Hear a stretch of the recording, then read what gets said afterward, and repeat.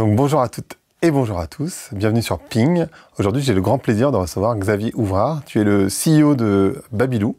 Bonjour. Bonjour, et je t'ai invité parce que je trouve que Babylou c'est assez exemplaire comme modèle de business, la manière dont vous faites le business est assez exemplaire.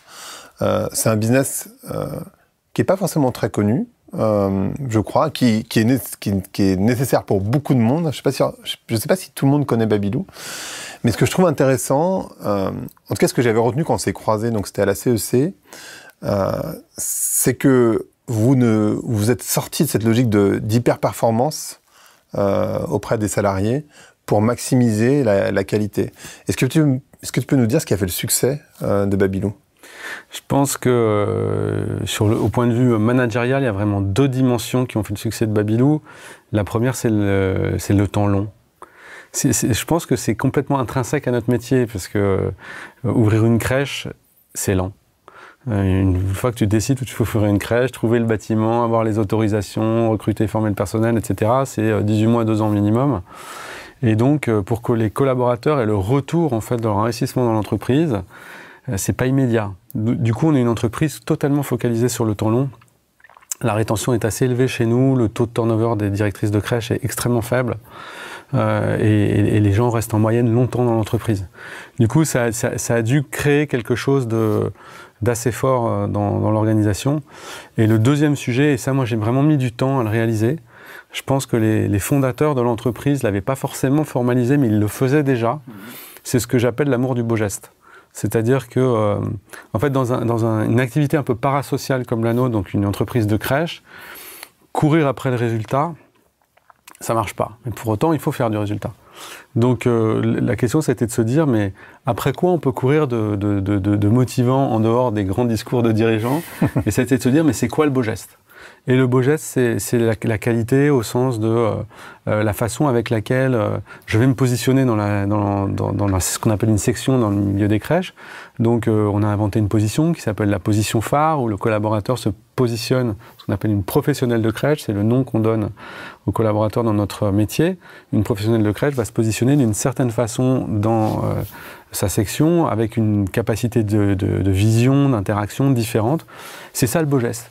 Et c'est pas mets-toi là. C'est on travaille ensemble sur ce sujet. Ça peut être la façon avec laquelle la directrice va ranger son bureau. En fait, elle le fait pas pour elle. Elle le fait pour les parents, elle le fait pour l'ensemble d'activités. Et puis le dirigeant, il va se poser la question de se dire mais c'est quoi par exemple le beau geste écologique si c'est quelque chose qui est important pour moi dans mon organisation? Et en fait dans notre métier par exemple on a été pendant longtemps sur la consommation d'énergie, etc. Et c'est vrai que c'est important, mais la principale source de pollution chez nous c'est les couches. Et en fait les vraies couches bio ça n'existe pas aujourd'hui. Et là, on a enfin trouvé des startups, donc notamment grâce à la CEC, qui sont en train de travailler sur l'intégralité de la couche bio, c'est-à-dire même le petit bout de plastique qui sert à la fixer. Et en fait, le beau geste, c'est de permettre aux collaborateurs d'avoir ça et de travailler là-dessus, parce que en fait, remettre des couches en tissu dans toutes les crèches, ben, en fait, c'est plus possible en 2022. J'allais te poser la question du coup. Voilà, mais c'est vrai qu'on y a réfléchi, mais c'est complexe. Donc voilà, je pense qu'entre le temps long et le beau geste, ça a permis à l'entreprise de passer une étape qui fait qu'aujourd'hui, je crois que c'est une entreprise de laquelle se dégage une véritable sérénité pour les personnes qui travaillent chez nous, malgré les difficultés qu'on peut avoir à recruter dans notre secteur, puisqu'il y a moins de diplômés chaque année que de places de crèche qui ouvrent. Donc il faut générer cette sérénité pour que les gens aient envie de venir travailler chez nous. Il y a toujours autant d'enfants? Ça dépend des pays, j'imagine, parce que vous êtes sur combien de pays? Nous, on est dans 12 pays, donc c'est 50 000 enfants accueillis chaque jour, 12 000 collaborateurs. On est à la fois à Singapour, au Moyen-Orient, en Europe, donc surtout en France, en Allemagne, en Hollande, mais aussi au Luxembourg ou en Suisse, ou en Belgique. Et on est aussi en Amérique latine, en Colombie et en Argentine et aux États-Unis. Mais au global, on peut dire que la natalité, en fait, est quand même assez stable en France. Elle a légèrement baissé avec le Covid, mais elle est assez stable. On assiste à un regain de natalité en Allemagne. Ah oui, c'est complètement passionnant de découvrir ça, parce que pour la première fois l'année dernière, les Allemands ont fait plus d'enfants en valeur absolue que les Français, parce que le gouvernement allemand a réinvesti à fond, notamment dans la petite enfance, en créant des crèches, en créant des avantages pour les familles. C'était un pays où il y avait un concept dit de maman corbeau, c'est-à-dire quand la maman ne s'occupait pas de son enfant, elle était considérée comme quelqu'un qui n'était pas dans la bonne case dans la société. Et en fait, toutes les catégories mentales qu'on a sur l'Europe du Nord, c'est plus avancé par rapport à l'Europe du Sud, etc., c'est pas forcément tellement le cas. Mais on va dire que ce qui compte, nous, dans notre métier, c'est pas tellement uniquement la natalité, c'est de se dire, est-ce que l'État, est-ce que les pouvoirs publics mettent en œuvre une infrastructure à la fois économique pour que les parents puissent se payer le service? S'il n'y a pas de subvention, il n'y a que les riches qui peuvent se le payer. Et deuxièmement, est-ce que l'État met en place un système de contrôle qui fait que les acteurs privés ou associatifs, voire publics, vont avoir une conscience en fait du métier qu'ils font. Et finalement, les pays où la crèche se développe de manière massive, à l'exception des États-Unis, parce que le pays est tellement puissant que c'est différent, mais dans tous les autres pays, c'est quand il y a l'État derrière. Donc nous, on est vraiment dans un métier où on travaille la main dans la main avec les pouvoirs publics. Et quand tu disais temps long et beaux gestes, il y a aussi cette idée de... Enfin, il me semble, hein, de ne pas pressuriser justement les personnes qui travaillent chez vous et qu'elles prennent le temps avec les enfants, le temps qui est nécessaire en fait. Et parfois, j'imagine que ça doit supposer parfois de mettre plus de salariés quand c'est nécessaire. Alors ça, c'est un véritable sujet. Chez Babylou, on a décidé d'avoir en moyenne à peu près 10% de salariés en plus que ce que nous demande la régulation. Donc ça nous coûte plus cher. Pour vous donner une idée, sur une place de crèche, assez souvent, quand on se compare à nos principaux concurrents, on a entre 10 et 20% de masse salariale en plus par place de crèche. Et d'ailleurs, ce qui est assez intéressant, c'est que les collaborateurs, les managers, tout le monde s'y habitue assez vite et on le voit plus forcément assez vite. Hein. C'est quelque chose qu'il faut rappeler. Donc, pour tenir ça dans un environnement de pénurie où il y a de moins en moins de personnes qui vont vers ces métiers parasociaux, c'est pas forcément évident, mais c'est un des secrets de Babylou. Parce que ça veut dire que quand on a quelqu'un qui est absent, quand on a une difficulté, on peut quand même tenir ses horaires.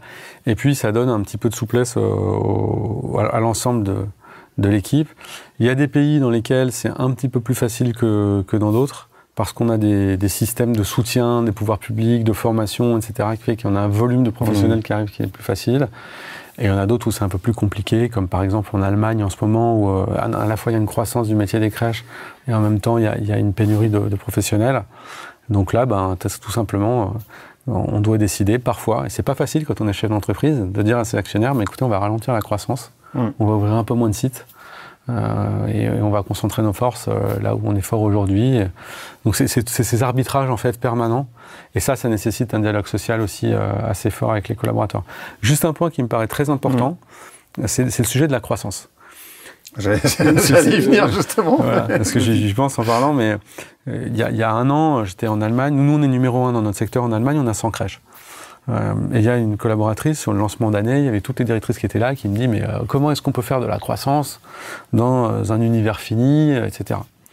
Et en fait, ce que je lui ai répondu, c'est que nous, on est dans un métier où on ne peut pas prendre la croissance que comme le sujet de la consommation. La réalité des choses, dans un pays comme l'Allemagne, alors c'est beaucoup plus vrai dans certains pays que dans d'autres, dans un pays comme l'Allemagne, c'est qu'il y a une telle pénurie d'offres de solutions de garde pour les parents, que en fait, ça bride complètement le statut de la femme dans la société. Et notre mission à nous, c'est de faire en sorte qu'on ait une offre éducative, parce qu'on fait, c'est de l'éducation. Et c'est ça que je lui ai dit, on ne fait pas de la garde, on fait de l'éducation, et on doit offrir cette solution au maximum de personnes pour que la société soit fluide, que les femmes puissent travailler, etc. C'est comme ça qu'il faut prendre le sujet. Après, il faut qu'on le fasse de la manière la plus responsable possible. Donc, je pense qu'on a la chance de vivre dans un métier où le sens de la croissance est encore très positif. Mais malgré tout, on nous pose quand même tout le temps la question. Et je vais continuer. Parce qu'en fait, quand on parle de croissance, en général, on parle de croissance financière. Je sais que tu sais ce que c'est que la triple comptabilité. Donc, est-ce que c'est quelque chose que vous envisagez ou comment vous, en particulier parce que vous avez des actionnaires, donc c'est beaucoup plus compliqué que pour des boîtes qui n'en ont pas. Comment tu gères cette situation où on sait que la croissance purement financière, elle atteint quand même ses limites à un moment donné. Même si, effectivement, j'entends ce que tu dis, hein, c'est un rôle social extrêmement important, l'éducation... Bien sûr, nous, en fait, on a beaucoup de chance, parce que d'abord, on a un actionnaire majoritaire qui est un actionnaire français, qui s'appelle Antin, qui est un actionnaire d'infrastructure. Donc, c'est des gens qui investissent sur le temps long, ils ne sont pas sur des business spéculatifs. Donc ils ont une exigence de retour financier, mais avec une approche beaucoup plus profonde que beaucoup d'investisseurs. Et ensuite, on a les fondateurs, qui ont toujours une part importante dans l'entreprise, ce sont les deuxièmes actionnaires, et qui apportent en fait cette complémentarité. On a d'autres actionnaires, mais au global, on a la chance d'avoir un ensemble d'actionnaires des gens comme TA, comme Raise, qui sont des fonds très, très responsables. Et en fait, un des points clés, c'est que le management ne doit pas subir uniquement son actionnariat. En fait, quand on a des évolutions actionnariales, on discute avec les fondateurs, avec les actionnaires majoritaires, et on trouve des solutions pour avoir des gens qui nous ressemblent. Donc ça, c'est le premier point. Et le deuxième point, c'est que dans notre métier, en fait, on n'a pas le choix. C'est-à-dire que si on n'est pas responsable, si on ne tient pas une comptabilité parallèle sur le carbone, sur des sujets comme par exemple tout ce qui vont être les incidents qu'on peut avoir dans les établissements, etc. Mais les professionnels de crèche ne viendront plus chez nous. Enfin, c'est aussi simple que ça. Donc les actionnaires ont tout à fait conscience, ça je pense que c'est très très important. En fait, d'ailleurs, je leur dis souvent, on va créer plus de valeur en étant les leaders de la qualité, qu'en respectant notre business plan. Ça ne veut pas dire qu'il faut pas que je respecte mon business plan. Mais ce qui se passe, et on le voit dans certains secteurs, c'est que le jour où tu as une faille de qualité énorme, où tu ne respectes pas la régulation, où tu ne remplaces pas ton personnel, où tu as des incidents graves dans tes établissements, mais ton entreprise, sa valeur économique est 3 fois plus détruite que si tu as raté ton budget de 3%. Et ça, c'est un truc que les dirigeants n'avaient pas à l'esprit jusqu'il y a peu de temps. Et moi, pour moi, c'est vraiment une obsession. C'est-à-dire que, d'ailleurs, nos actionnaires, par eux-mêmes, avant même que je leur demande, m'ont demandé d'inverser l'ordre du jour des boards. Et on commence les boards de Babylou par la qualité et les ressources humaines, et après, on parle des chiffres. Donc, en fait, vous êtes quelque part, par défaut, vous êtes en triple comptabilité. Enfin, quasiment, parce que vous prenez en considération le carbone. Exactement. C'est que tu calcules le carbone, vous faites hyper attention sur les crèches en particulier, enfin, on va y revenir, mais sur les humains et donc sur la finance. C'est marrant, ce qui est hors péage juste à côté, donc clairement, je les recevrai ça. Donc, je veux les citer. Tu as parlé d'éducation. C'est quoi le rôle de l'éducation pour toi aujourd'hui, en particulier à un niveau de crèche, donc qui est un niveau assez jeune et j'aimerais bien que tu me parles aussi des actions que vous menez justement dans la protection de l'environnement à travers l'éducation. Alors l'éducation, pour moi, c'est évidemment la clé de tout. Moi, je suis passionné du sujet depuis toujours dans mon environnement familial. Tout le monde est prof. Ou assistante maternelle, ou psychologue de jeunes enfants, etc. Donc c'est vraiment quelque chose qui est déterminant pour moi. Et en fait, ce qu'on a compris depuis 15 ans, nous on vit une révolution hallucinante dans notre métier. Depuis 15 ans, les neurosciences sont rentrées dans le métier des crèches, et on a compris factuellement que les intuitions qu'on avait étaient réelles. C'est-à-dire que 85% des connexions cérébrales se créent avant 5 ans, révolues. Et donc, tout ce qu'on va créer comme précondition éducative avant l'entrée en primaire est déterminante. Je te donne 2 exemples. Premier exemple, quand tu parles avec un enfant des animaux, si tu lui parles d'un chien, en lisant un chien et qu'un chien, c'est pas du tout la même chose que si tu lui dis un teckel, un berger allemand, un golden retriever. Il y a des associations qui vont se faire entre le nom du chien, la taille du chien, beaucoup de choses qui créent des connexions cérébrales spécifiques. Et dans les milieux favorisés, c'est pas une question de moyens financiers, c'est une question de niveau intellectuel ou de niveau d'études, plutôt que de niveau intellectuel, parce que les niveaux intellectuels n'ont pas grand à voir avec les études, mais un niveau de CSP plus fondé sur le niveau d'études. Les parents vont avoir ce réflexe, pas forcément dans les milieux plus défavorisés. Et donc nous, notre job, on a 19% d'enfants dans nos établissements qui sont sous le seuil de pauvreté défini par la CNAF, c'est de créer ça, d'aider nos professionnels de crèche à faire ça. Quand on donne à manger à un enfant, d'être capable de lui verbaliser ce qu'il y a dans sa cuillère. Et puis l'autre point, c'est ce qu'on appelle les proto-mathématiques. En fait, sans le savoir, on fait des proto-mathématiques toute la journée quand on est un très jeune enfant. Si je te donne un verre d'eau et que tu as 3 ans et que je te dis je te donne un verre d'eau à moitié rempli, ou si je te dis je viens de vider la bouteille, il se passe des choses dans ton cerveau autour des volumes, des mots qui vont avec, etc. Donc tout ça, c'est des choses qui vont te faire rentrer dans l'apprentissage. Et puis il y a des catégories. En France, on a beaucoup parlé du genre ces dernières années. Et par exemple, sur ce sujet, il y a des points qui ne sont pas du tout polémiques sur lesquels on veut travailler. Par exemple, la relation père-fils. Moi, je prends très souvent cet exemple-là. Un père avec un fils de 2 ans qui n'arrive pas à tirer dans un ballon, intuitivement, il va assez souvent se dire il est pas bon en sport. Il va se créer cette catégorie dans sa tête et ça va poursuivre son éducation avec son enfant. Et son enfant, par mimétisme, a un risque de se dire je ne suis pas bon en sport parce que mon père ne le reconnaît pas dans ses yeux. Les femmes sont souvent un peu plus subtiles que les hommes sur ces sujets. Et en fait, il se passe qu'en fait, un enfant, en termes d'équilibre, sa capacité à aller shooter dans un ballon, ça peut se passer entre 0 et 5 ans et pas forcément à 2 ans. Donc nous, on fait tout un travail sur l'équilibre, ce qu'on appelle la motricité ou la motricité fine, pour que on respecte ce rythme et qu'on explique aux parents aussi qu'il faut travailler contre toutes ces catégories mentales. Donc tout ça, c'est passionnant, il se passe énormément de choses. Il y a des pays comme Singapour, par exemple, qui ont compris ça, qui investissent des milliards de dollars dans la petite enfance, parce qu'ils savent que s'ils veulent rester leader au classement PISA, ça passe d'abord par le 0-6 ans. C'est vraiment incroyable en termes de montant d'argent investi, de positionnement d'ailleurs des salaires des professionnels de crèche, etc. De l'autre côté, qu'est-ce que l'éducation va pouvoir finalement créer en termes environnementaux dans ces prochaines années? Moi, je pense que c'est les enfants qui vont changer les parents. Tu sais, c'est la fameuse phrase de quand tu veux construire ta vie avec quelqu'un, est-ce que je vais pouvoir le changer? Tu sais très bien que c'est compliqué. Donc, en fait, c'est beaucoup plus facile qu'un enfant change un parent que l'inverse, finalement, sur ces sujets. Donc, tout le travail qu'on fait sur le tri des déchets, tout le travail qu'on fait sur la verbalisation de sujets autour de l'environnement en général, le travail qu'on fait sur le fait que les enfants puissent se réapproprier l'extérieur. Hein. Donc, par exemple, en Hollande, les enfants dans nos établissements font la sieste dehors, même l'hiver. Tout ça, c'est un travail de fond sur la relation à la nature, sur tous ces sujets.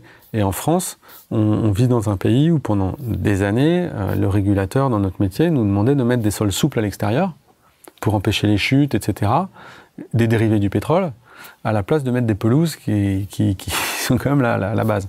Donc en fait, revenir à la nature, tous ces sujets, c'est très très important. Et on pense, et d'ailleurs on le voit déjà, que les enfants vont faire par eux-mêmes changer les habitudes petit à petit. Et aux Pays-Bas, si je ne me trompe pas, vous avez aussi, vous faites faire aux enfants des cabanes pour les insectes. Il y a tout ce principe-là aussi. Oui, alors aux Pays-Bas, on a tout ce travail. On a des très grands espaces extérieurs, voilà. Mais en France aussi, on a un concept qui s'appelle le dedans-dehors, où on fait en sorte, on a ouvert une crèche. On en a dans plusieurs endroits de notre territoire, mais ça se généralise notamment dans les Vosges. Je pense à celle-là parce que c'est assez marquant, où les enfants vont passer 70% de leur temps dehors, y compris en hiver. Et en fait, il n'y a pas de mauvais temps. Il n'y a que de mauvais équipements. Donc, comment est-ce qu'on va leur apprendre ça? Et en fait, on sait que pour leur immunité, pour leur rapport à la nature, y compris pour leur apaisement. En fait, il y a une question qui se crée. Là, on est dans un studio où le son est extrêmement étudié et où il n'y a pas de violence sensorielle pour toi ou pour moi quand on se parle. Dans une crèche, même si on travaille le sujet, ou encore pire, dans une école où le sujet n'est très peu travaillé, le bruit, c'est une agression permanente. En fait, le fait d'être dehors, ça fait que tu ne parles pas sur le même niveau de registre vocal, etc. Donc sur tous ces sujets, beaucoup attirés par l'Europe du Nord, mais aussi maintenant beaucoup en France, on fait ça. Et un autre point qui est majeur pour moi, et je pense que c'est important de l'avoir à l'esprit, c'est la relation au travail manuel. En France, on est un pays intellectuel, et donc quelqu'un qui fait un bac professionnel va être potentiellement moins bien considéré que quelqu'un qui fait la filière dite générale. En Allemagne, pas du tout comme ça. Et ça se voit dès la petite enfance. Par exemple, dans les crèches en Allemagne, dès la petite enfance, dès l'âge de 3 ans, 4 ans, les enfants utilisent des marteaux, des scies, peuvent mettre par eux-mêmes une tarte dans un four. En France, tu mets un four à portée d'un enfant dans une crèche, on te l'a fait fermer. Et en fait, sur ces sujets, il faut recréer l'interculturel parce que la réalité des choses, c'est que dans la catégorie mentale d'un Allemand, le geste manuel est noble enfant. Chez nous, c'est pas le cas. Donc en fait, on a tout un travail à faire pour faire interpénétrer les cultures sur ces dimensions-là. Et par exemple, sur la diversité, en France, on est particulièrement en avance. Il y a une sensibilisation, même si la société a des pics de violence, comme on le sait, il y a une sensibilisation des professionnels de la petite enfance à la diversité qui est absolument exceptionnelle. Et tu parlais d'intergénérationnel. Du coup, ça me fait penser à un truc, je ne sais pas du tout si vous le faites, mais du coup, tu vas me le dire. J'ai dans cette idée qu'il y a en raison du baby-boom, de beaucoup de personnes qui sont à la retraite, mais qui sont seules et qui pourraient justement s'occuper des enfants. Et comme tu disais, il y a de moins en moins de professionnels de la petite enfance. Est-ce que c'est pas quelque chose que vous essayez de créer, un pont entre les personnes de plus de 60 ans, je ne vais pas dire personnes âgées, mais des personnes qui sont plus âgées et des personnes et des enfants? Alors c'est quelque chose qu'on crée, notamment dans certains établissements. On a des programmes spécifiques pour créer de l'intergénérationnel sur beaucoup la passation culturelle, toute cette histoire de temps long qui me tient tant à cœur. En revanche, le métier de la petite enfance, c'est un métier très physique. C'est un métier difficile, c'est un métier de très forte concentration. Moi, je compare souvent le métier de la petite enfance au métier de l'hôtellerie ou au métier du retail, du commerce. Dans le commerce, parfois, il n'y a pas de clients. Et dans l'hôtellerie, c'est pareil. Tu peux discuter 5 minutes avec ton collègue, etc. Dans la petite enfance, c'est un peu comme quand tu es enseignant. Tu dois être totalement vigilant, mais encore plus accentué par rapport à un enseignant, parce que tu as la responsabilité physique de la vie de cet enfant. Et donc, il y a un épuisement de la concentration, même si tu es volontaire et que tu aimes ton métier. Et le deuxième sujet, c'est que tu portes des enfants, tu les changes, etc. Et donc, pour des personnes de plus de 60 ans, c'est compliqué. Et on est plutôt dans la réflexion de l'aménagement des fins de carrière pour alléger la charge en fait, des collaborateurs plutôt que d'aller essayer de tirer les carrières sur du temps très long.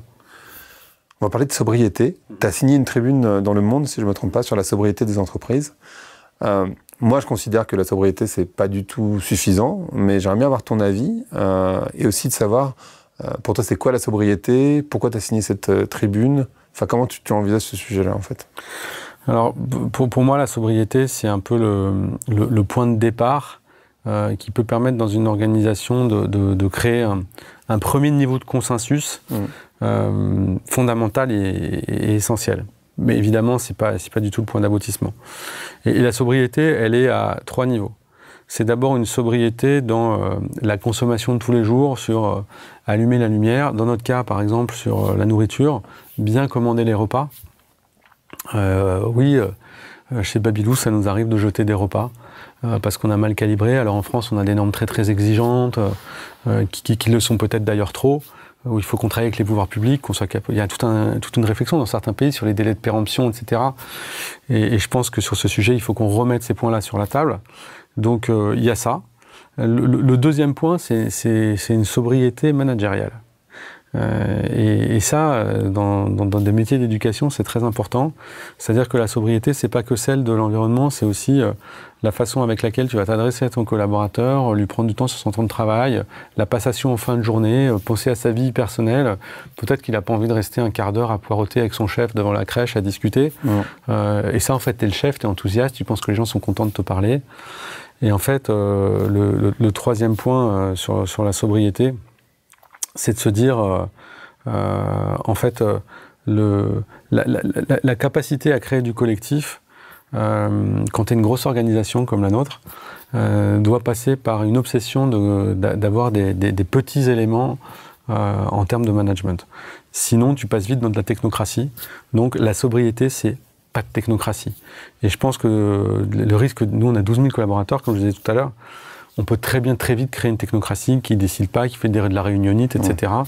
Donc des sujets comme une réunion, une décision, moi c'est mon obsession, c'est déterminant. Si on est sur l'environnement, dans notre métier, nous on a beaucoup travaillé sur l'énergie, on a investi 4 millions d'euros pour relamper toute l'entreprise, je pense qu'on est vraiment assez bon sur tout ce qui est autour de l'isolement des bâtiments, les niveaux de chauffage, etc. On a un parc de voitures qui est hybride ou électrique, etc. Mais à l'échelle de nos collaborateurs, en proportion, le parc de voitures de Babylou, c'est tout petit. Moi, ça m'arrive de prendre l'avion pour l'entreprise, mais finalement, on est peu à le faire. Donc oui, c'est bien, ça fait plaisir aux dirigeants, mais c'est pas ça l'essentiel. Nous, l'essentiel, c'est premièrement, le vrai gaspillage et la vraie consommation, d'abord chez nous, ce sont les couches. Donc comment je travaille sur ces sujets? Et on est en train de travailler sur des vraies couches bio avec une start-up et sur l'usage, ça c'est vachement intéressant. C'est pas que de faire du bio que tu vas mettre à la poubelle. Le travail qu'on fait avec eux, c'est comment faire en sorte que le déchet qu'on a généré devienne en l'occurrence un outil d'isolation pour le bâtiment. Voilà, c'est la deuxième vie du produit que tu as utilisé. C'est vraiment de la régénération. Donc là, notre projet d'entreprise, c'est d'être dans l'économie régénérative, la réutilisation de nos déchets. Et puis, je pense que le point qui est aussi extrêmement important, c'est que il y a des points où il faut consommer moins. Et parfois, il faut se poser des bonnes questions. Par exemple, nous, on a en France 450 établissements, donc autant d'espaces extérieurs. On a mis en place des espaces pour familiariser les enfants avec les plantes, etc. Mais pas de véritable potager pour qu'ils consomment en interne. Donc là, un de nos objectifs, ça va être de se dire, mais comment je peux produire ma propre nourriture en respectant les normes, etc. J'y pensais aussi quand tu parlais de nourriture tout à l'heure. Exactement. Donc ça, c'est vraiment un projet qui nous tient énormément à cœur et qui n'est pas forcément simple, mais qui est pour moi complètement fondamental. Et on va parler évidemment de leadership. Un sujet dont tu m'as parlé toi et que je trouve effectivement extrêmement important, c'est les rituels. Moi, je pense que c'est important dans la société de manière générale parce qu'on les a perdus en très grande majorité. Mais toi, tu m'en parlais aussi au niveau managérial. Quelle forme ça prend chez Babylou, les rituels? Alors les rituels, de manière... moi, je pense qu'il y a 2 points d'entrée majeurs dans une entreprise, en tout cas une entreprise de service avec beaucoup de monde. C'est la gouvernance. Je crois que la gouvernance doit être très claire, très partagée, très précise, mais avec des vraies responsabilités, on pourra en parler si tu le souhaites. Et les rituels. Les rituels, ça veut dire qu'un manager qui a en moyenne dans une organisation comme la nôtre, on va dire entre 5 et 12 direct reports, il doit, une fois par mois, avoir un moment dédié. Alors on ne va pas compter le mois de juillet, le mois d'août, voilà, on va dire que c'est 10 fois dans l'année peut-être, mais en tout cas avoir un vrai moment dédié. Et le rituel, il est lui-même ritualisé. C'est-à-dire qu'on a travaillé, nous, sur un concept qui s'appelle le boss, leader, coach. Un manager doit être à la fois chef, parce qu'en fait, un collaborateur a besoin de décision. Quand tu as besoin de décision, c'est pas du top-down, c'est une décision qui peut être une décision simplement d'éviter de perdre du temps. Elle n'est pas forcément bonne, mais c'est là. La deuxième, c'est d'être un leader, c'est-à-dire de pouvoir l'inspirer, lui donner le sens que la boîte crée, etc. Et le troisième, c'est d'être un coach. Et ce volume de coach, c'était quelque chose qui était très, très, très, très lointain. Donc, au global, quand tu fais ton rituel, la première chose, c'est que tu t'intéresses à la personne.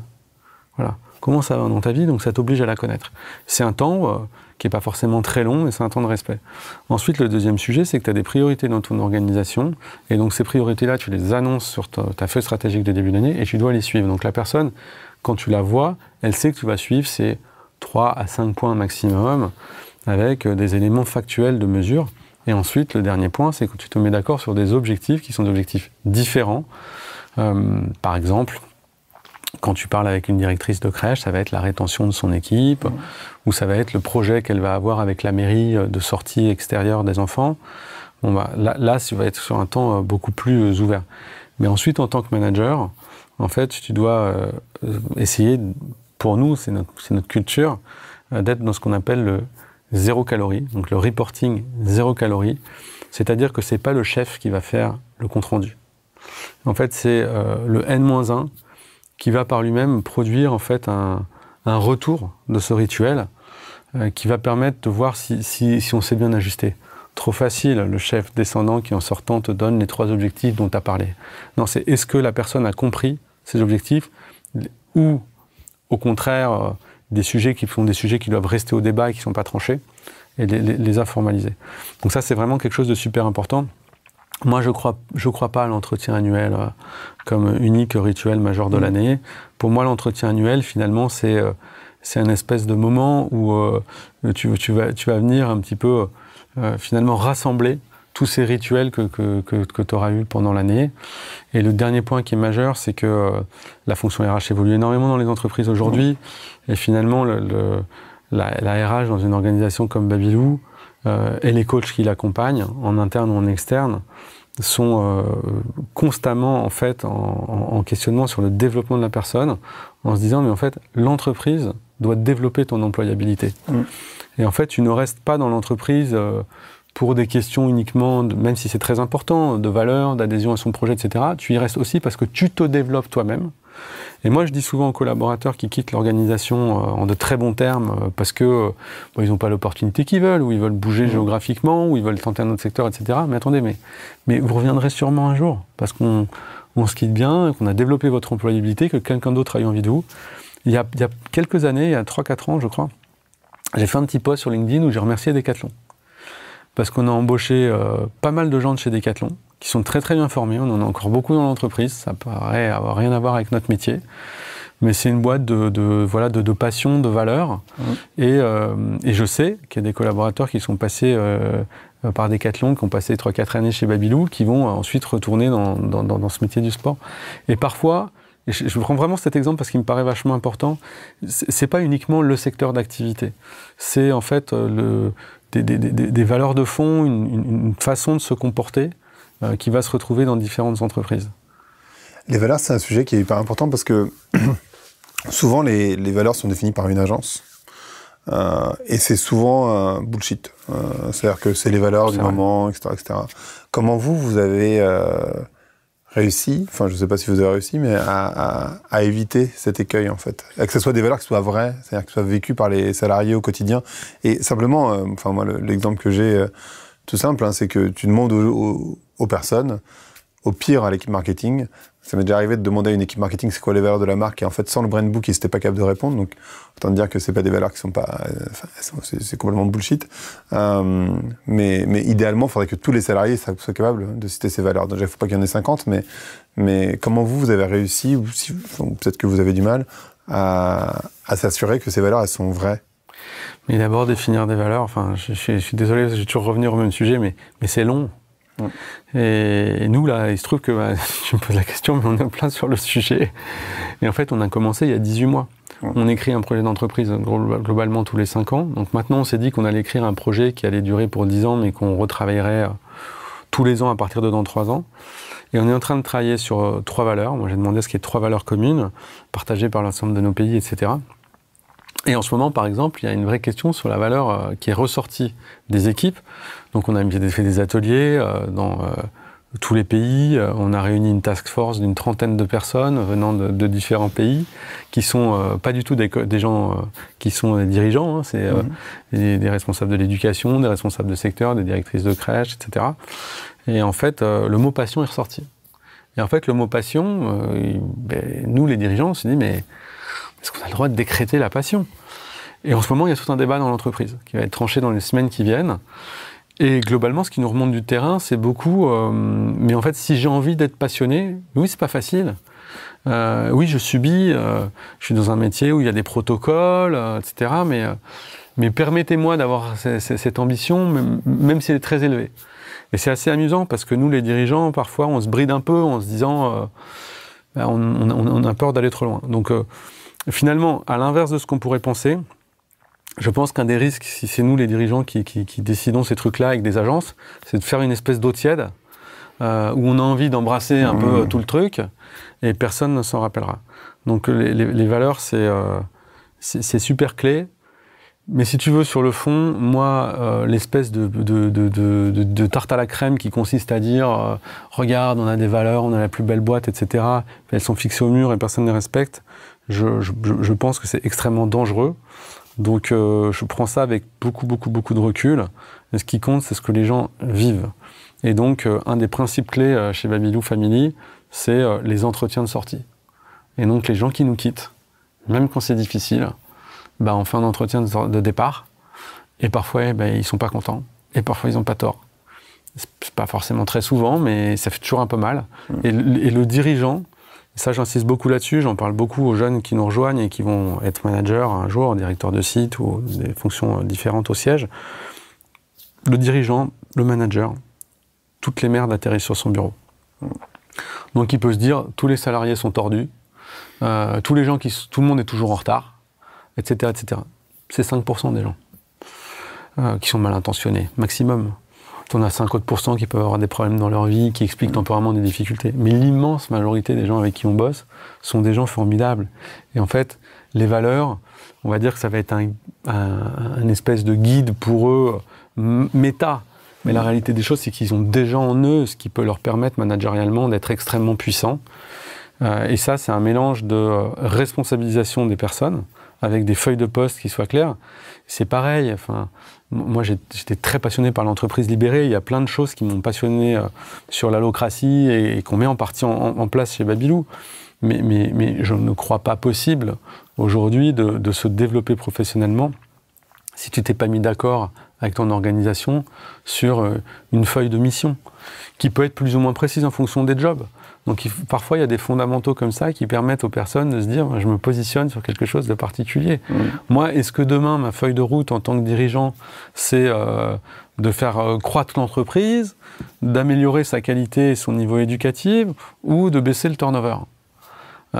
Est-ce que je peux vraiment faire les trois à la fois, ou est-ce qu'il ne faut pas que je définisse un ordre pour arriver à le construire ? C'est pareil au niveau de chaque manager. Et tu as beaucoup utilisé le mot « chef ». Du coup, je voulais savoir... j'avais 2 questions qui sont liées à ce mot. D'abord, ton rapport au pouvoir et à la réussite. Et aussi, en termes d'organisation, justement, est-ce que vous êtes hyper pyramidal ou est-ce que vous avez intégré une forme d'horizontalité quelque part ? Alors, moi, je pense que le pouvoir, il faut le prendre. Je crois absolument pas au discours convenu qui consiste à dire le pouvoir c'est mal, etc. Passer sa vie à critiquer les politiques qui sont soi-disant tous pourris, etc. Moi je pense que 90% ou 95% des hommes politiques comme des managers sont des gens formidables. On nous parle souvent que des 5% qui sont pas bons, mais voilà. Il faut avoir le courage d'aller prendre le pouvoir. Et quand on l'a, il faut avoir le courage de le partager. Et il faut avoir le courage de s'arrêter au bout d'un moment. Et donc, nous, chez Babylou, hier, j'ai été avec des dirigeants et j'ai découvert une dirigeante incroyable à un niveau régional. J'ai vu ma responsable RH aujourd'hui, je lui ai dit, mais voilà, j'ai découvert quelqu'un d'incroyable, c'est génial, mais faut la pousser. On a des programmes internes, on a un programme qui s'appelle Lead où on développe les gens. Donc il faut aider les gens. Nous, on a un métier de femme. Je suis un homme à la tête de l'organisation, mais on a 90% de femmes. Et on a un métier de professionnel de terrain, d'infirmier puriculteur ou de collaborateurs qui ne se destinaient pas forcément à être des hauts dirigeants. Moi, le dirigeant de la France, un infirmier puriculteur. La patronne du Moyen-Orient chez Babylou, c'est une femme qui a créé. Ça fait 7-8 ans qu'elle est entreprise et qui a monté différents échelons. Donc tous ces sujets-là, en fait, il faut permettre à ces gens de casser les plafonds de verre pour avoir envie du pouvoir, mais il faut leur avoir donné la culture pour le partager. Le partager, ça veut dire quoi ? Ça ne veut pas dire ne pas prendre de décision. Ça veut dire être capable de définir des zones de responsabilité qui sont confiées à des gens qui peuvent les manager. Donc moi, je crois à ça et je pense que dans un pays comme la France en particulier, l'idée selon laquelle on va laisser toutes les décisions à l'économie sociale et solidaire, à des citoyens engagés. Moi, j'ai mes engagements. Je suis président d'un théâtre à Marseille, à titre bénévole depuis 10 ans. C'est passionnant. Je fais des choses et tout le monde dans la société veut faire ça. Mais ne confondons pas tout. Aidons l'économie sociale et solidaire à se développer, mais acceptons qu'il y ait des entreprises capitalistes qui puissent bien faire leur boulot et des hommes politiques responsables. Sur... tu me posais la question du pouvoir. La réussite. Et de la réussite. Pour moi, la réussite, c'est hyper clair. Et moi, c'est mon but dans la vie. C'est de changer la société. Et tu vois, on s'est rencontrés à la CEC. Je suis passionné par le climat. Toutes les jeunes générations, mes propres enfants sont sur ce sujet toute la journée et me font évoluer. Et en fait, très souvent, et je me mobilise à fond sur ce sujet, on doit le faire à fond, mais j'ai toujours, mettez la brique sociale avec. Et en tout cas, moi, je me sens vraiment dans cette logique de se dire, notre pierre, en tant qu'entreprise, ça doit être de faire évoluer la société positivement. Moi, je suis dans l'éducation, donc ce que je dois faire, c'est faire en sorte que de plus en plus d'enfants aient accès à une éducation dès l'âge de 3 mois en France ou d'1 an dans les pays où ça commence à cet âge-là, pour rentrer dans les apprentissages avec sérénité et dans leur vie de citoyens, d'hommes ou de femmes, avec mesure, liberté, on va dire. C'est terrible avec ce qui se passe en Russie. On voit comment un dirigeant peut changer une société en peu de temps. Donc, nous, notre responsabilité, c'est ça. Et en démocratie, c'est compliqué. Donc on est dans l'éducation, c'est ça. Mais... je trouve ça génial aussi qu'il y ait des types comme Steve Jobs qui a inventé l'iPhone, qui est quelque chose d'absolument fondamental aujourd'hui sur plein de sujets. Il y a des dérives insupportables sur ces sujets-là. Nous, il n'y a pas d'outils digitaux chez les enfants de moins de 6 ans. En revanche, grâce au digital, on peut former tous nos collaborateurs. Quand ils ont un smartphone, on peut s'assurer qu'on a les bons ratios d'effectifs dans les établissements, etc. Donc finalement, c'est vraiment cette question de l'impact positif sur la société. Le fait de réussir à titre individuel, c'est un autre sujet qui est très personnel pour chacun. Moi, je crois beaucoup à un sujet très basique qui est l'amour de son prochain dans sa famille, avec ses potes, et voilà. Mais c'est pas la boîte, ça. Non, ça c'est autre chose. Tu parlais tout à l'heure des rituels. À ton niveau individuel, comment tu mets en place ces rituels ? Qu'est-ce que tu fais précisément en tant que leader ? Est-ce que tu fais qui tu vois ? Alors, en fait, il y a 2 dimensions. Il y a une dimension gouvernance. Donc, quand on dirige une organisation très significative, en fait, le point clé, c'est vraiment d'avoir mis en place une gouvernance qui soit claire pour tout le monde.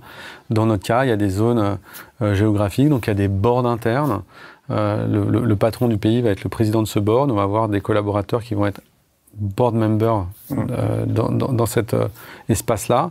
Et on va définir une fois par an une journée complète. On va travailler sur la stratégie.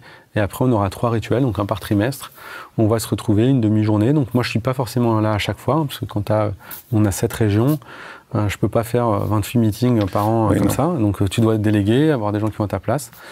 Donc dans ces rituels-là, pour nous, c'est pas que le dirigeant. C'est le COMEX de cette zone qui vient s'exprimer, définir sa stratégie, la partager avec les hauts dirigeants de l'organisation, qui sont finalement des personnes qui ont apporté une valeur ajoutée, une capacité à se poser des questions un peu autrement. Le deuxième point, c'est que tu as quand même des direct reports avec lesquels il faut avoir des rituels. Moi, en tant que patron, à mon échelle,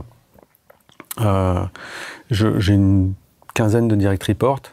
Je n'ai pas le même type de rituel avec chacun. Je ne dirai pas la même chose à quelqu'un qui va avoir la responsabilité d'une dizaine de sites, ou il doit avoir le même type de rituel avec chaque directeur de site ou directrice, dans notre cas le plus souvent. Mais je vais avoir des collaborateurs qui sont sur des sujets qui vont nécessiter à ce qu'on se voit 1 heure tous les 15 jours de manière approfondie.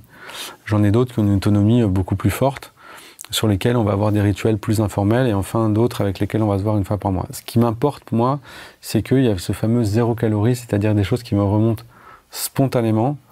Et là, on est sur, on va dire, une catégorie qui est en général de l'ordre du mois. Et enfin, le truc qui est très très important, c'est que les gens prennent leurs vacances. Je pense que c'est un des points majeurs chez Babylou, qui vient des fondateurs de l'entreprise, qui ont toujours montré l'exemple, qui aujourd'hui sont plus opérationnels depuis des années, mais qui restent quelque part, voilà, comme des gens qui ont créé la culture. C'est, on prend ses vacances dans l'entreprise, et quand on les prend, c'est des vraies vacances. C'est-à-dire que tu coupes. Moi, on coupe. Moi, j'ai mon portable parce que je suis le PDG et que parfois il peut y avoir des soucis. Donc, quand il y a un vrai gros souci, ça m'arrive. Mais ça ne m'arrive jamais de recevoir des mails anecdotiques pendant mes congés, et je pense que c'est quelque chose qui est extrêmement partagé dans l'organisation. Et ça, cette espèce de lien non coupé, je pense que les gens reviennent crever. Donc c'est fondamental. En France, il y a un truc particulier qui est compliqué, c'est les zones. Moi, j'habite à Marseille, je travaille à Paris. Donc parfois, je prends mes vacances sur une zone qui n'est pas celle des gens avec qui je travaille. On est de plus en plus à vivre ça en France, dans plein d'entreprises. Chez Babylou, c'est 15 à 20% des collaborateurs qui ont des fonctions importantes, qui vivent dans des zones de vacances différentes. Et là, tu dois apprendre à respecter la coupure des vacances au moment où tout le monde est dans son intensité. Et c'est là où le rituel prend toute sa puissance. Parce que tu vas te dire, ben, écoute, voilà, pendant cette période-là, je serai off, mais on en parlera au moment du rituel. Vous avez rejoint l'UNICEF ? L'UNESCO, pardon, dernièrement. Tu peux nous parler de ce partenariat et pourquoi vous l'avez mis en place ? En fait, on a beaucoup réfléchi, puisqu'on a investi beaucoup de moyens, beaucoup de temps. On a beaucoup de gens aussi qui travaillent sur l'éducation et les neurosciences. 70 personnes dans le monde dédiées à 100% à ça. Donc les programmes éducatifs, ce qu'on va faire, on travaille avec des universités sur des programmes, sur ce qu'on appelle des recherches-actions sur le terrain, pour voir comment les enfants vont acquérir le langage, comment quand tu es exposé à plusieurs langues, ça se passe, comment si tes parents, par exemple, parlent une langue différente de la langue vernaculaire du pays dans lequel tu te trouves, mais qui n'osent pas te la parler, pour des questions culturelles. Qu'est-ce que ça veut dire pour toi ? T'entends ta maman parler à ses copines en wolof ou en tagalog, et en fait, à toi, elle ne le fait pas. Qu'est-ce que ça veut dire ? Donc, sur tous ces sujets, on travaille beaucoup. Et on s'est dit, finalement... allez, on réfléchit avec qui dans le monde on peut discuter de ça. Et on s'est dit, bon, on n'est pas énorme, hein, Babylou, c'est 12 000 personnes, 800 millions de chiffre d'affaires à peu près, mais quand même, on commence à avoir une certaine taille. Osons, et on est allé aborder l'UNESCO. On a rencontré Stefania Giannini, qui est la patronne de l'UNESCO, et une femme incroyable, mais une accessibilité. Elle était ministre de l'Éducation dans son pays, en Italie. Elle m'a invité à déjeuner dans Paris. Je l'avais jamais vue de ma vie. Elle a pris du temps en disant « Mais tiens, ça m'intéresse Babylou, une entreprise comme la vôtre dans ce secteur. » Et puis très vite, elle m'a dit « Mais on crée la coalition globale pour l'éducation. L'objectif, c'est de rendre l'éducation possible et réelle pour tous les enfants de moins de 8 ans dans le monde. Est-ce que ça vous intéresse ?» Je lui ai dit, mais carrément, à fond. Et moi, je lui ai dit, ben, ok, ça m'intéresse à fond. Mais j'ai envie que Babylou se projette dans cette, on va dire, ce rapprochement majeur entre les pédagogies traditionnelles, les Montessori, Freinet, Pikler-Logzi, Steiner, et les neurosciences. Et je voudrais que Babylou puisse créer avec des tiers un congrès des neurosciences, une réflexion de la production là-dessus. Et donc l'UNESCO nous a dit banco, faites-le avec votre fondation, pas l'entreprise directement. Et en fait, on s'est mis d'accord. Et donc on fait le 29 septembre notre premier congrès des neurosciences et de l'éducation avec la Fondation Babylou et l'UNESCO, dans le cadre de la préparation de la conférence mondiale de l'éducation qui a lieu à Tachkent au mois de novembre, dans laquelle je serai. C'est pas du tout anecdotique. En fait, ce qui se passe dans le monde, on parlait d'environnement, moi j'ai vu en Inde, dans des crèches Babylou, des innovations, parfois technologiques, avec l'usage de QR code, par exemple, sur la consommation d'eau au robinet, qu'on n'aurait jamais imaginé en France.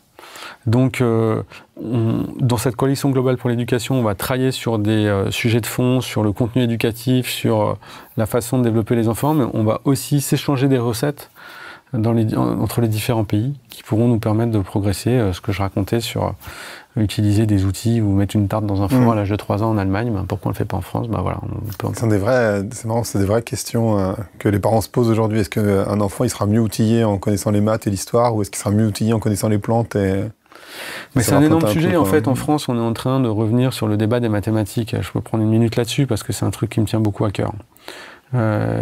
Objectivement, le niveau des mathématiques baisse en France, c'est mesuré, etc., chez les enfants, etc. Bon, faiblement, mais un peu. Et oui, il faut remettre un peu plus d'exigence sur les mathématiques, en particulier chez les filles, puisqu'on se rend compte qu'on attache plus d'importance aux garçons et moins aux filles, dès le CP. Donc c'est marrant parce qu'en crèche, on l'a compris depuis assez longtemps, la maternelle aussi, mais ça se passe en CP. Ok, il faut le faire. Mais un enfant du XXIe siècle, il a un niveau de stimulation complètement vertigineux. Moi, je suis né en 1972. Il est exposé au digital toute la journée. Les types de messages qu'il voit dans la rue. Par exemple, la violence des affiches, qui sont beaucoup plus sexualisées. Alors, il y a peut-être moins de femmes qui ont des seins nus aujourd'hui qu'il y a 20 ans sur les affiches de pub. Mais en revanche, l'agressivité des messages est beaucoup plus forte. Quand il y a des événements comme ce qui se passe en Ukraine, la guerre est partout, la télé continue, etc. etc. Et puis, l'enfant est exposé aux jeux vidéo, par exemple, ou à des tas de nouvelles pratiques, le fait qu'il ne mange pas la cuisine que ses parents préparaient, mais celle qu'on lui a livrée, qu'il voit ce que c'est qu'un livreur, enfin plein de choses. Tout ça, c'est une accumulation de savoir colossale, d'interaction, de compréhension, de comment j'utilise ça, comment je gère ça, comment je vais finalement canaliser mon temps pour pouvoir à la fois être dans le virtuel, dans le réel, etc. Et donc, on ne peut pas demander aux mathématiques du XXIe siècle d'être aussi factuel et dans le par cœur qu'au XXe siècle. Et nous, dans nos métiers d'éducation, on doit apprendre à finalement créer des connexions naturelles pour les enfants qui vont leur permettre de rapidement retrouver des réflexes mathématiques, langage pour prendre les 2 points clés, tout en ayant un stock de connaissances qui sont en partie externalisées. Et c'est compliqué pour nos générations. Mais voilà, c'est une balance. Il faut réapprendre des poésies, parce qu'on ne peut pas que avoir sa mémoire dans le cloud, mais on ne rapprendra pas autant de poésie que quand nous, on était petits. Donc il faut accepter les deux. Et oui, c'est complexe.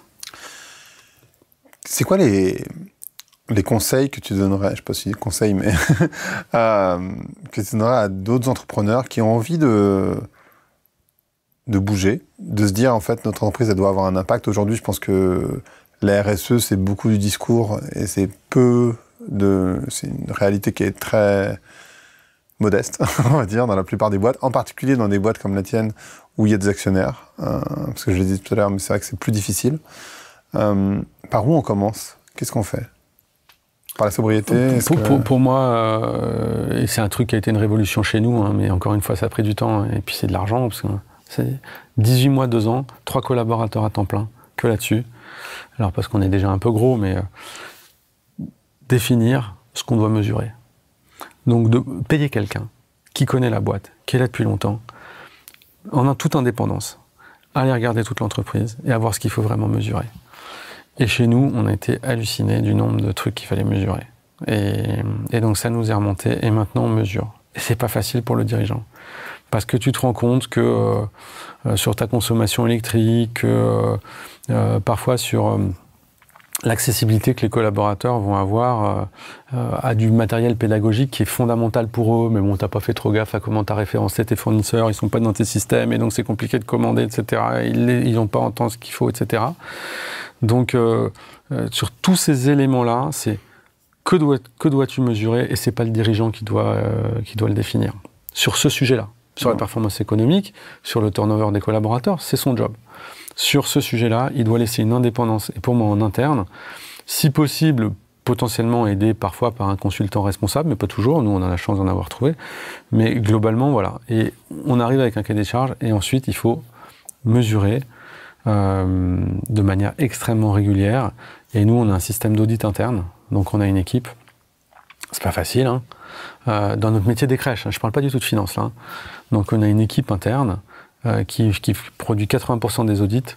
On a un deal avec une boîte qui s'appelle SGS qu'on a formé et qui fait 20% des audits de son côté sans nous. Et les collaborateurs savent qu'ils sont mesurés sur ces sujets, et après on leur donne des plans de progrès. On ne sanctionne personne, mais on leur dit la réalité. On leur dit, dans ton établissement, je suis désolé, c'est peu d'entre eux, mais c'est une vérité factuelle. Bah, t'y es pas en fait. Et nous, ça nous oblige, et ça, il faut avoir ça en tête de manière très claire, que bah, ça coûte de l'argent. Et je donne un exemple précis. Bah, nous, nos audits, elles nous remontent à des trucs à réparer. Et donc, on a mis en place un plan de rénovation, rien qu'en France, de l'ensemble de nos établissements, suite à toute cette démarche. C'est 4 millions d'euros par an. On n'avait pas du tout prévu, on a dû aller taper à la porte de nos actionnaires. Et je ne peux pas dire qu'ils étaient enchantés à l'idée de dépenser ça au départ, mais en fait, on leur a expliqué que c'était leur intérêt, parce que sinon on allait perdre les gens, etc. Je trouve que les actionnaires aujourd'hui, en fait, le dirigeant doit être un activiste de son métier. Le dirigeant doit être capable de dire à l'actionnaire, mais si vous voulez faire de la performance, il faut se mobiliser sur la qualité du parc quand tu as un réseau, sur le turnover des collaborateurs, etc. Et c'est pas magique. C'est pas que parce que tu fais tes rituels managériaux. Il y a des trucs où il faut investir. Donc typiquement, la salle du personnel, bah voilà, il faut la rénover. Parfois, il faut la changer de place pour qu'elle ait une fenêtre. C'est pas faisable partout, mais voilà, il y a des établissements que tu dois fermer. Donc chez Babylou, voilà, ces dernières années, dans nos différents pays, on a fermé une trentaine d'établissements. Et oui, tu détruis de la valeur. Et oui, c'est compliqué. Et ils gagnaient du pognon en plus pour beaucoup d'entre eux. Mais ils ne répondaient pas aux normes qu'on se fixe aujourd'hui. En fait, le truc qui est quand même particulier là-dessus, c'est qu'on ne communique pas sur ces sujets, parce que, et je pense que c'est aussi une qualité qu'on a en France en particulier, c'est qu'on est assez humble, si on se compare aux anglo-saxons. Donc, je suis une chaîne de retail ou d'hôtellerie, ou je suis une entreprise de crèche, je ferme des établissements, je ne vais pas dire sur tous les toits, moi j'ai fermé parce que... voilà. Mais en fait, je pense que c'est un sujet où il faut qu'on se remette en cause. Et par rapport à ce que tu sous-entendais, c'est-à-dire que finalement la sobriété c'est sympa, mais c'est pas suffisant et qu'il faut aller vers quelque chose de beaucoup plus engagé. Il faut aussi avoir la capacité de communiquer sur les moments où on dit, bah écoute, j'ai pris des mauvaises décisions, je reviens dessus, etc. Et ça, je pense que on n'a pas dans notre pays une culture assez forte de la remise en question positive. Voilà. Et toi, comment tu as gagné ça alors? J'ai gagné ça parce que je me suis pris des claques, très concrètement. Je pense que j'ai fait des erreurs, et pas que moi d'ailleurs, dans l'entreprise, dans son ensemble, on a commis des erreurs. Ça m'est arrivé de choisir de me séparer de quelqu'un, et c'était une mauvaise idée. Et de m'en rendre compte 2-3 ans après, de prendre mon téléphone et d'appeler, de m'excuser, parce que j'avais pris une mauvaise décision, sur la base de mauvaises informations ou de mauvais jugements de ma part. Ça nous est arrivé parce qu'on voulait absolument être dans telle ville, de décider d'ouvrir une crèche sans avoir un espace extérieur. On ne le fait plus aujourd'hui, c'est pas possible, même dans Paris. Donc oui, c'est compliqué d'avoir de l'immobilier dans Paris et d'avoir un espace extérieur pour que les enfants sortent. Bah, quand on a ce qu'on appelle un multi-accueil, c'est-à-dire une crèche autour d'une trentaine d'enfants, bah, non, il faut un espace extérieur. Donc voilà, aujourd'hui, on voit les choses différemment. C'est plus cher, on gagne moins d'argent, mais voilà, c'est comme ça.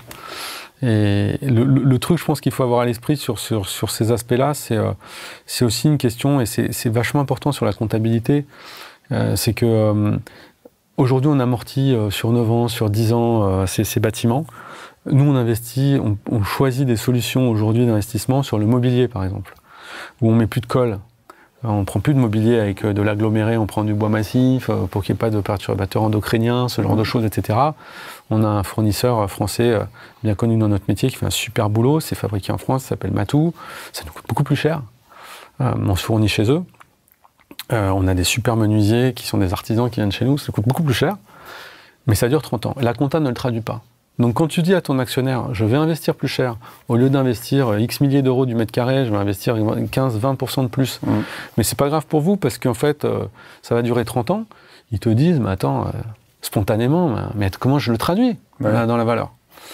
Et en fait, c'est là où c'est la responsabilité du dirigeant. Et le dirigeant doit être capable, quand l'actionnariat change, ou quand il y a une agence de notation qui vient, ou quand il discute avec des investisseurs, de dire par lui-même, en extra-comptable, chez Babylou, je peux le prouver, les établissements qu'on a, et c'est audité, ce qu'on investit comme type de peinture, comme type de menuiserie, etc., ça ne dure pas 9-10 ans, ça dure 12 à 15 ans, dans des bonnes conditions, sans tirer sur la corde. Et ça, je pense que c'est un défi majeur. On n'arrivera pas, je prends toujours l'exemple des parcs automobiles, voilà, moi j'ai une voiture de fonction, ça fait 2 fois que je la prolonge d'1 an, globalement on se fait signer un contrat de 4 ans, puis tous les 4 ans je change de bagnole. La bagnole est en très bon état, elle roule très bien, je n'ai pas du tout besoin de la changer. Donc voilà, le dirigeant doit être capable de se dire, mais c'est quoi ce truc où les collaborateurs changent de voiture tous les 3 ans? On peut tout à fait changer son parc automobile tous les 5 ou 6 ans, peut-être pas pour un gros rouleur, mais voilà, c'est toutes ces petites choses qui n'en sont pas et où la comptabilité ou les habitudes commerciales sont complètement à la rue par rapport aux besoins qu'on a aujourd'hui. Parfait. Merci beaucoup Xavier, c'était hyper intéressant. Merci beaucoup d'avoir suivi. Rendez-vous sur un nouvel épisode de Ping, ça sort toutes les 2 semaines. Vous pouvez vous abonner, pinguer des gens, le transférer, n'hésitez pas. À très bientôt.